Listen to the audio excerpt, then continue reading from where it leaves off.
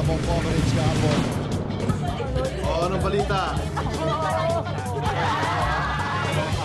Talaga sila.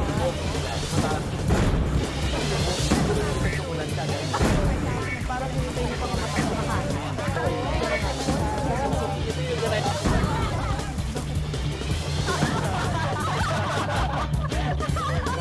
Lucy, lahat na mapapanood nyo, dokumentado. Ang mga politiko, artista at sikat na tao, huli sa akto, lahat ng kilos, dokumentado. Kabat-bat, anong balita? Martin, bukod sa nalaman natin kung anong manilis ni dating PNP Chief Jesus Versosa sa PNP, nakita rin natin kung paano siya naglambing sa kanyang asawa. Wow! Marami siyang mamimiss talaga. Marami siyang hindi makikita ngayon. Correct. MJ. Bakit ka ba MJ pangalan? Maria Josefina. Parang Ayan. binibig doon. Yan ang istorya. O, anong balita naman? Well, ang balita natin ngayon, si Senator Miguel Zubiri, naaalala ang kanyang mga dokumentado moment. Fairness talaga. At Ano, girl? si Mayor Herbert Bautista may buwelta sa mga sabi-sabing tamatay. Naku po.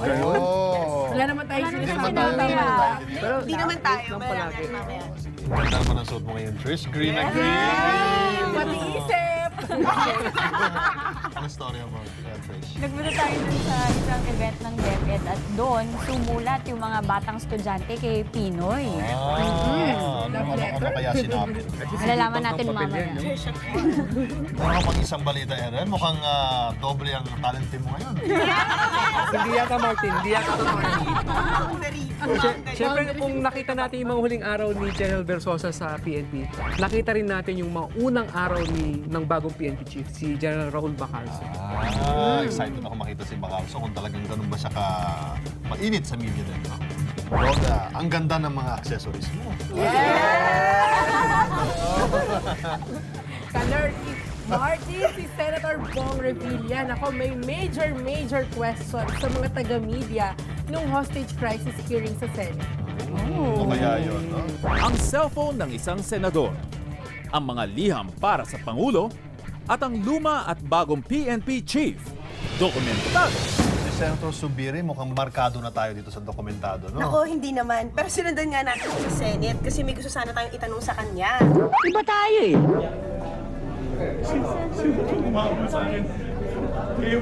Miguel, kami ang iyong konsensya. Konsensya na, sir, ha? Follow the leader kami. Ay, ano ba na ito? Ito yung show ninyo. Ano yun yung parang paparazzi? Sirit ka na ba, Senator? Clue, kapatid din kami. Sandali lang, sagutin ko lang to. Nung nalaglag yung cellphone niya, doon niya nalaman, naalala ko na. Dokumentaryo. Congratulations! Nadali mo, sir! Kung natatandaan niyo, may na-cover tayong event kung saan napansin natin yung cellphone ni Senator Zubiri at ng kanyang asawang si Audrey. Oo, tanda ko pa yun. Noon, tinganinganing! At ngayon, shook! Naks, ever loyal to your cellphone, ah! Kaya hindi ako nagagamit ng bagong cellphone. Nahulog pa namin. In-expose yun na yung cellphone ko eh. In fairness kay Migs, no? Kay Senator Migs Zubiri, sports naman siya. At kahit na dokumentado siya, ay hindi siya napipikon. Okay pa rin. Andito ba naman ako? Kung hindi ko kaya. Very accommodation. So uulitin, Senator. Text na lang muna. So, Trish, kinover mo yung DepEd. Hindi ka naman napagkamalang high school doon. Hindi naman. High school principal. Tapos Hindi, yung pinuntahan ko doon, yung event ng DepEd, kung saan yung mga bata, susulat sila ng letter nila para kay Pinoy. Sobra ka naman may pasulat-sulat ka pa ngayon. Tapos doon sa event na yon, nandun syempre si Secretary Armin Luistro. Pero, late siya dumating. Uy! Tapos nag-speech doon si Secretary Luistro. Parang medyo napaisip ako dun sa speech niya. Nung nag-umpisa ako dito sa DepEd, ang sinabi ko, ang aking boss ay ang mga batang Pilipino. Sounds familiar, ah. Kayo ang boss ko. Praise the Lord, Hallelujah. Yun, ginaya niya. So ang bus niya, Baka school wala na bus. siya. Baka wala na Bus siyang ko yung mga school bus. Sabi ni Presidente Noy, ang ating kailangang palaging pagsilbihan ay ang ating bayan. Teka, nasa na nga ba ang boss natin? Di ba last week lumipad si President Noy sa Amerika? Up, up and away! Away from the stress ba o away from batikos? Up, up, and away. Forever and ever. Amen. So ngayon, yung sulat nila, binigay na lang nila kay Secretary Luistro. Dear President Noy, san ka man naroroon ngayon, babalik ka rin sa problema at batikos ng bayan. Pinasa muna nila kung ano yung wish nila, parang ganon. Para po dun sa mga mahihirap na bata na hindi po nakakapag-aral. Libre magkapaaral sa mga hindi nakakapag-aral. Kalimutan. Kalimutan ko po, pero nandun po yun. Tama na bigyan ni Noy yung mga sulat niya. Eh, sabi naman ng mga bata, Sa kanya naman po lahat ng kapangyarihan. Kapangyarihan, as in superpowers baka mo? By the power invested. Vested in me pala. Teka, sinong superhero ba si Pinoy? Superman po. Superman. Masubukan nga kung effective ang powers. pero yun nga, merong ilang mga bata na hindi nakaabot yung sulat nila, hindi nila nabigay yung sulat nila doon. Kaya sabi namin, paano yan? Anong mangyayari? Sa Facebook. Kahit sa anong paraan pa yan, sige lang, i-share mo ang hinaing wish mo kay Pinoy. Tapos nakausap natin si Secretary Luistro. Ay, hindi niya alam. Hindi niya alam na masusurprise siya dito. Hindi niya alam na may nagsusulat itong mga bata namin. Baka masurprise din siya sa dami ng batikos. Babasahin pagbalik niya. Nagpunta ka ng Senado at kinausap mo si Bong? Hindi. Bago natin siya kausapin, medyo nakinig muna tayo dun sa nangyayaring hearing tungkol sa media coverage nung controversial na hostage-taking sa Luneta. So, present yung mga bossing na mga news organization dito sa bansa natin. Sorry, hindi ko po sinasadya, sorry. Pero ngayon nga, medyo baliktad na yung mundo kasi kung dati napapanood natin sa TV, yung mga senador yung ginigrill, ang inihaw, ang ginigisa. Nagturiluto yung sinasabi ko. Pero ngayon, yung mga taga-media, sila naman yung ginisa ng mga senador. Gantihan pala ito, ha? Paikot-ikutin man ang mundo, malamang hilo na tayo. Medyo magla-lunchtime na kasi nun. Kaya yung ibang mga senador, hindi na nakatiis. Kumain muna sila. Si Madam mo, umaatak na naman ang chips. So naabutan natin dun si Senator Loren Legarda. Bibong-bibo siya yung nagtatanong dun sa mga taga-media. Ganda ng hairdo ni Senador Legarda ngayon, hindi ba? Siguro na-miss niya yung trabaho niya o yung mga katrabaho niya. Oo, kaya sobrang nagtatanong siya. Siya yung pinaka talagang masigasig. I think Senator Pimentel cited something very important, that on August 23, there was clearly no liaisoning between the authorities and the media. After niya magtanong, kinakausap niya yung mga staff niya. Siguro may mga tinatanong siyang kung ano-anong bagay. Okay ba ako? Ang ganda yung itsura ko. Ito namang si Senator Ramon Revilla, Bong Revilla, medyo tahimik lang. Pero, nag-iisip siguro, ano kayang magandang itanong. At eto na, umeksena na ang lolo mo, nagtanong na ng isang major question sa mga taga-media. Well, in your opinion, what did you do major wrong in your coverage? Ano raw? Sigurado ka? Major wrong. Pang Miss Universe ang tanong. Nakasawa na kasi major na yan. Tigilan na yan. Tama. Laos na. Laos na. Susunod. Hindi lang mga opisina ng congressmen tsaka mga senador ang tinutur natin. Pati rin pala yung opisina ng Chief PNP. Napunta nyo. Yes! Wow! Oo. Nandito sa background yung mga pictures of all the past Chief of the Philippine National Police. Panpilo Lacson, Sir Lacson, naging Chief Philippine National Police. Miss ka na namin, sir. Nasaan lupalop ka na po ba? Doon din natin nakita si Versosa na naglambing for the first time sa kanyang asawa. Honey, my love, so sweet. Salamat sa iyong suporta sa gitna ng hostage crisis at iba pang kontrobersya. Loves kita dahil loves mo ko, kahit ako ay papalitan mo.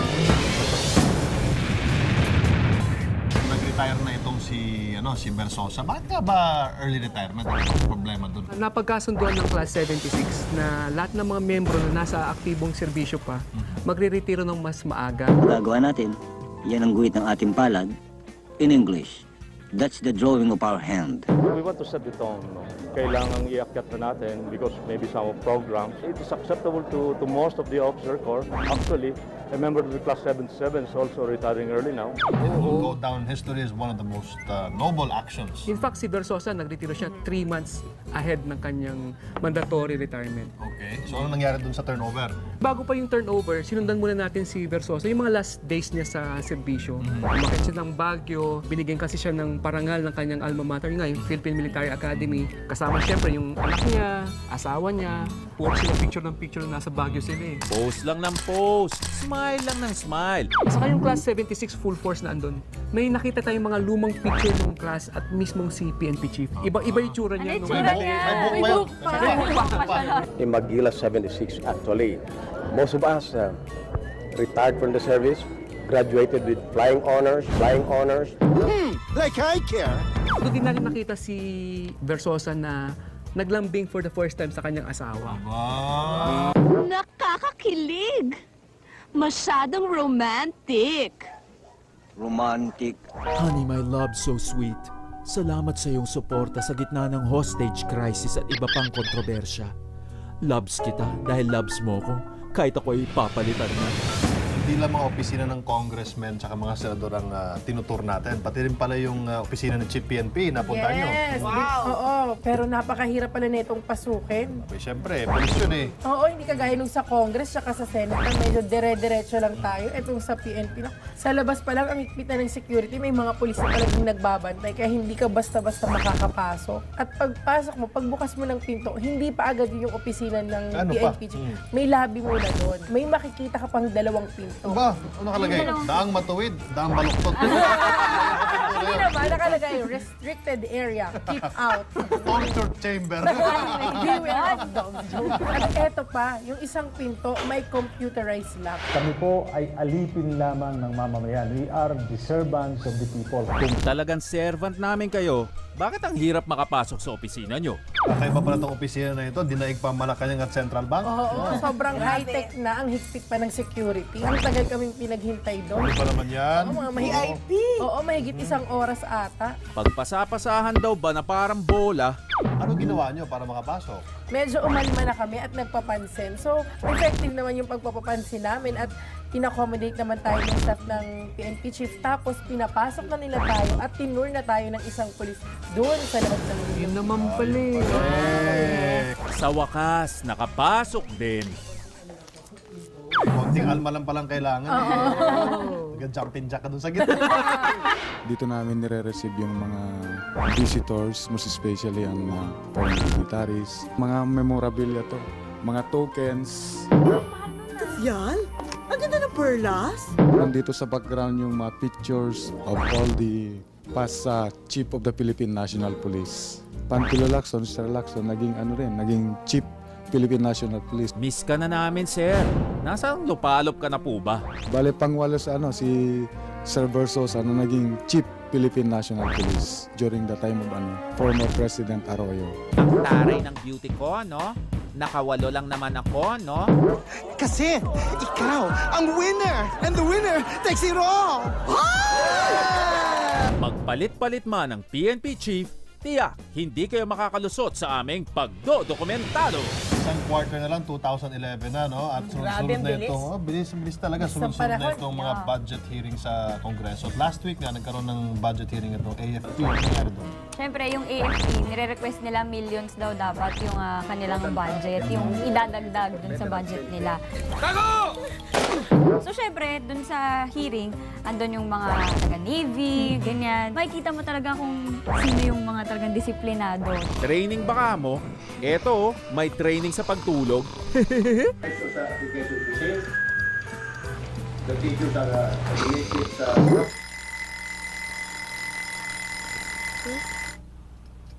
Iba talaga yung dating ng mga Navy. Oo, may submarine, di ba? Oo. At ito rin ang kapansin-pansin, yung dun sa hearing ng Committee on Defense, yung mga members pala nun ng mga congressmen, puro mga retired na mga taga-AFP at PNP. Nandun si Biaso. Oo, nandun si Biaso. Si Batawi. Nandun Batawi. din. Meron kasing question dun sa budget nila. 5% daw nung budget na hindi nila ma-explain kung saan napupunta.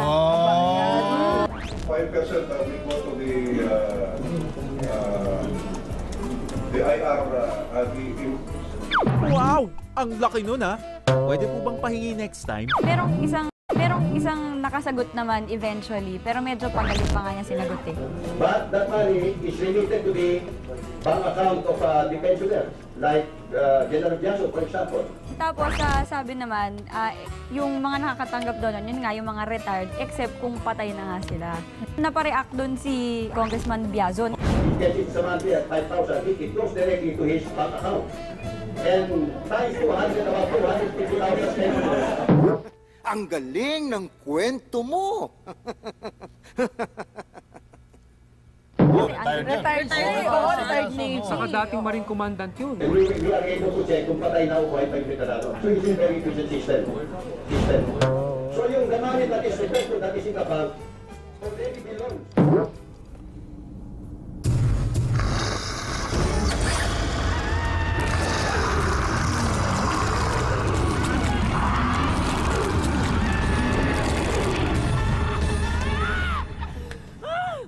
Hindi na lang. Pa, sir, manghihingi po sana ako kahit 5% ng 5% mo. Nagkasundo kami na may mga areas na sa akin niya ipapabahala, yung iba naman sa kanya, para mas epektibo kami dalawa. So wala po siyang insecurity. Insecurity? Saan po nang galing ang issue na yan? Hindi naman niya gagawin to, kundi ko iutos to. Hindi naman talaga yung pinag-usapan namin na dapat niyang gawin. Nakita ko na nakayapak lang siya. Ang laki naman ng bahay mo, sir. Gusto niyo po ng bangkito para may mapagpatungan pa mo? Kailangan i-post pa yan. Ha? Yan ba yan?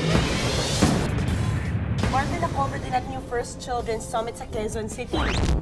May connection mo ba ito sa Millennium Development Goal na paayusin yung edukasyon ng kabataan? Actually, itong kauna-unahang Youth Summit ng Quezon City at ang nag-organize ito ay si Vice Mayor Joy Nagote. Anong title? Bring Joy to Quezon City! Joy! Yeah! Joy to the world!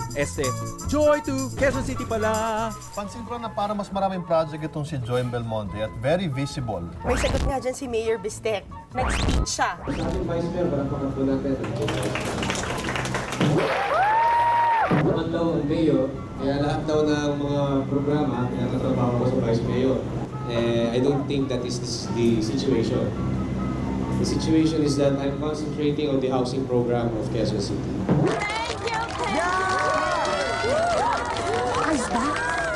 Magpakita po kasi kayo, Mayor, ng hindi na-chichismis. Pagkatapos ng event, nakipag-picture-picture muna siya. Yes. Pero, sobrang nagmamadali siya. Pero yung maganda doon, pinaunlakan naman niya tayo ng interview. Okay naman, congratulations. Yan naman talaga yung pinag-usapan namin na dapat niyang gawin. Appear tayo dyan, Mayor. Makinig ka at matuto, babae. Well, tinanong naman natin si Mayor Bistek kung anong ginagawa niya ngayon. Ito, kasama ito. Hindi naman niya gagawin to, kundi ko iutos to. Diba? At dahil dyan, appear ulit tayo. Ano masabi ni Vice naman kay Bistek? Nagkasundo kami na may mga areas na sa akin niya ipapabahala, yung iba naman sa kanya, para mas epektibo kami dalawa. So wala po siyang insecurity. Insecurity? Saan po nang galing ang issue na yan? Hindi naman niya gagawin to, kundi ko iutos to. Yan naman talaga yung pinag-usapan namin na dapat niyang gawin. Well, it seems that I got it. Dahil Children's Summit ang event, tinanong natin si Vice Mayor kung para sa kanya, ano ba yung mga children? Guess what? Baka the children are our future. And Children are the joy of all parents, of all individuals. Yes, nagkataon. Joy baka mo? Kung joy lang din ang hanap mo, manood ka na lang ng dokumentary. Present tayo dun sa launch ng bagong pabango ng mga cologne. Oo. Na ina-endorse ng mga sikat na youngsters na sina Kim, Gerald at Jay Cuenca. Ang bango-bango, ang bango-bango ng bulaklak. Ano ito? Ew! Bangaw! Kim Kim Chu. Buti hindi siya nalilig kay Chris Chu, no? Ay, Bakit? Color. Eh, kung sila magkatuluyan. Kim Chu Chu. Kim Chu Chu. Har. Diyos ko, ano yan? Ano yan, Diyos ko? Bago yung event, nako talagang bibong-bibo ang mga fans netong mga kabataang ito. No? Dahil sigaw ng sigaw, talagang ang ingay dun sa Skydome. At nakita natin yung may-ari ng bench na si Bench na mukhang masaya naman siya kahit medyo simple lang yung event.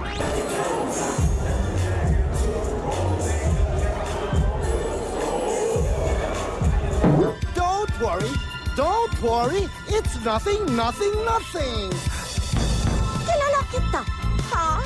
Huh, good for you. Nung lumabas na si Jake Cuenca, nako, sobrang tilian yung mga tao, lalo na yung mga kababaihan dahil naka-t-shirt siya, tapos tinanggal niya yung t-shirt doon at hinahagis niya pa. Ewan ko, parang medyo bakla ata yung nakakuha. Ay, ano naman ang ginawa mo habang pinaikot-ikot niya? Wala na, nakaupo na. Baka nagubad ka na rin. Baka mag-alisan yung mga tao. Dapat nagubad ako. Wow, pare! Ang daming pandesal niya na. Pwede bang pakurot ng isa? After nun, si Kim Chu naman yung lumabas and then si Gerald Anderson. Naku, si Gerald nga, hindi patikim lang. Gusto mo? Next time. Marami siya tinapay. Ayaw eh. Ayaw, next time. Andito ka eh. Kung si Jake nagpakita ng pandesal, si Gerald may tinatagong monay sa tiyan. Peace! So, binisita mo ulit si Secretary Jessie Buzz Lightyear, Robredo. Oo, Martin. Kasi isang umaga, naimbita tayo na mag-breakfast with him. Typical Buzz Lightyear outfit. Nakabarong, nakaslap. Siyempre kailangan presentable. Formal na formal. Kalihim yun. Hindi pa yung pinag-usapan sa press ko nung ang napansin. Kasi habang ini-interview namin siya, napatingin ako sa baba ng lamesa niya. Bakit? May nakita ano ako. meron? Anong nakita mo? Wala niyo kung ano. May mansyahing damit? Naka-chinelas. Hindi rin. Hindi color coordinated ang outfit. Hindi rin. Yung isang sapatos niya brown, isa black? Hindi rin, Martin. Alam ko na sikreto mo! Nakita ko na nakayapak lang siya. Ang laki naman ng bahay mo, sir. Gusto niyo po ng bangkito para may mapagpatungan pa mo? Kailangan i-pots pa yan. Ha? Yan ba yan? Kasi hindi, palagay ko si... Baka nagrevolusyon na yung sapatos. Yung sapatos na mismo yung umalis sa patos. Bakit ganon? Ang tingin namin kasi, baka yun yung paraan ni Secretary para mag-relax. Pag hinaharap ko yung media, natatanggal yung stress ko. Magpa-foots pa kayo habang nanonood ng dokumentado. Siguradong tanggal ang stress mo. Ang mga politiko, artista at sikat na tao, huli sa akto, lahat ng kilos, dokumentado.